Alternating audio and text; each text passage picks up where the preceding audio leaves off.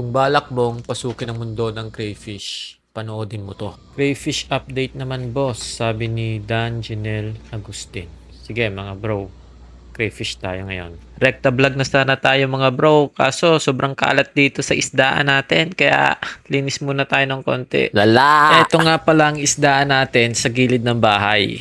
Ito yung isdaan natin sa kwarto. At ito naman ang isdaan natin dito sa aming garden. Dito rin ako madalas mag-shoot ng video ko. Bale, tatlo nga pala tong isdaan natin na to. Anyways, tara, linis tayo.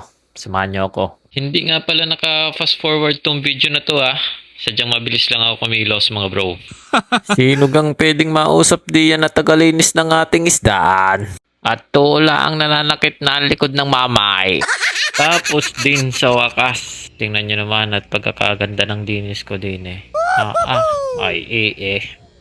Yun laang natilasan ng bida. Pahide, nangasin yan nung malis ang kate. Ari, sa tunay ilalagin ko pa sana ng floor wax pinangathan laang.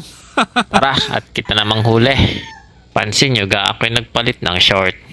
Alam nyo kung bakit? Ako'y napatae dun sa kulay gray na salwal. Are, may nahuli na tayong isa. Ating sukatin na re. By 3.5 inches nga din Huli pa tayo ng iba. Madami pa din Are, nakadali na naman. Dalawa pa ang nahuli. Ating susukatin din na re.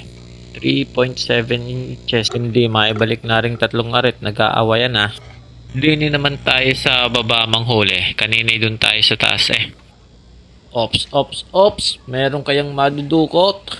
Abay, meron. Siyempre. Arin nga, nakahuli.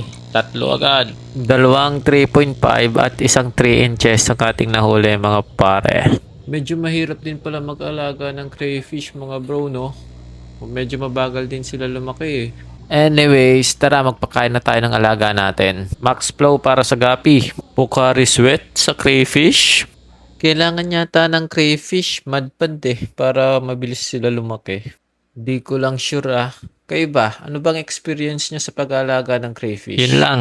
God bless.